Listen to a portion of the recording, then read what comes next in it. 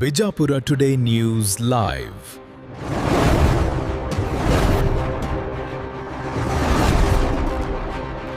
ನೀವು ನೋಡ್ತಾ ಇದ್ದೀರಿ ಬಿಜಾಪುರ ಟುಡೇ ನ್ಯೂಸ್ ಚಾನೆಲ್. ಈಗ ಹೆಡ್ಲೈನ್. ತರಕಾರಿ ವ್ಯಾಪಾರಸ್ಥರಿಗೆ ಮತ್ತು ನಿವಾಸಿಗಳಿಗೆ ಆವಾಜ್ ಹಾಕುವುದು ಸರಿನಾ?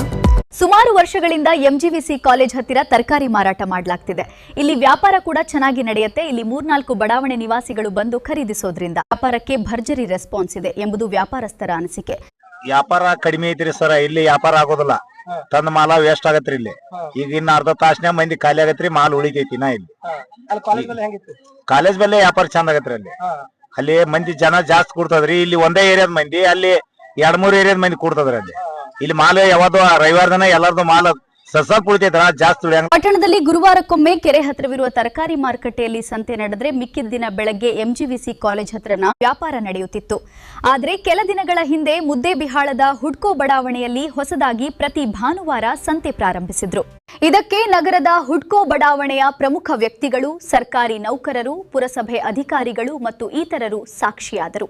ಪ್ರತಿ ಭಾನುವಾರ ಸಂತೆ ಪ್ರಾರಂಭಿಸೋದು ಒಳ್ಳೆ ವಿಚಾರ. ಆದ್ರೆ ಕಾಲೇಜ್ ಹತ್ರ ವ್ಯಾಪಾರ ಮಾಡುವ ವ್ಯಾಪಾರಸ್ಥರಿಗೆ ಮತ್ತು ಅಲ್ಲಿನ ಗ್ರಾಹಕರಿಗೆ ಆವಾಜ್ ಹಾಕಿರೋದು ಎಷ್ಟು ಸರಿ ಎಂಬ ಚರ್ಚೆ ಈಗ ನಡೆಯುತ್ತಿದೆ. ಏನಂದ್ರೆ, ಮೊನ್ನೆ ಭಾನುವಾರ ವ್ಯಾಪಾರಸ್ಥರು ಎಂದಿನಂತೆ ಕಾಲೇಜ್ ಹತ್ರ ವ್ಯಾಪಾರಕ್ಕೆ ಕುಳಿತಾಗ ಹುಡ್ಕೋ ಬಡಾವಣೆಯ ವ್ಯಕ್ತಿಯೋರ್ವ ಇಲ್ಲಿ ವ್ಯಾಪಾರ ಮಾಡಬೇಡಿ, ಹುಡ್ಕೋದಲ್ಲಿ ಸಂತೆ ನಡೀತಾ ಇದೆ, ಅಲ್ಲಿ ಹೋಗಿ ಮಾಡಿ ಅಂದಿದ್ದಾರೆ.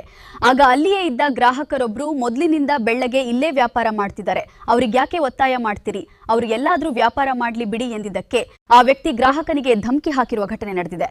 ಇದಾದ ನಂತರ ವಿಷಯ ವಿಕೋಪಕ್ಕೆ ತಿರುಗುವ ಮುಂಚೆ ಅಲ್ಲಿಯೇ ಇದ್ದ ನಿವಾಸಿಗಳು ಮತ್ತು ಪೊಲೀಸ್ ಸಿಬ್ಬಂದಿಯೊಬ್ಬರ ಸಹಾಯದಿಂದ ಯಾವುದೇ ಅಹಿತಕರ ಘಟನೆ ನಡೆದಿಲ್ಲ.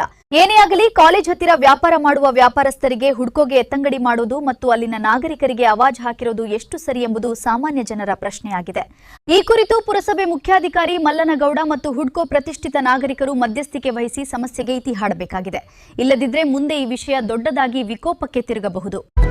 ಕ್ಷಣ ಕ್ಷಣದ ಸುದ್ದಿಗಾಗಿ ನಮ್ಮ ಯೂಟ್ಯೂಬ್ ಚಾನೆಲ್ ಸಬ್ಸ್ಕ್ರೈಬ್ ಆಗಿ. ಬಿಜಾಪುರ ಟುಡೇ ನ್ಯೂಸ್, ಇದು ಸತ್ಯದ ದಾರಿ, ಜನಪರ.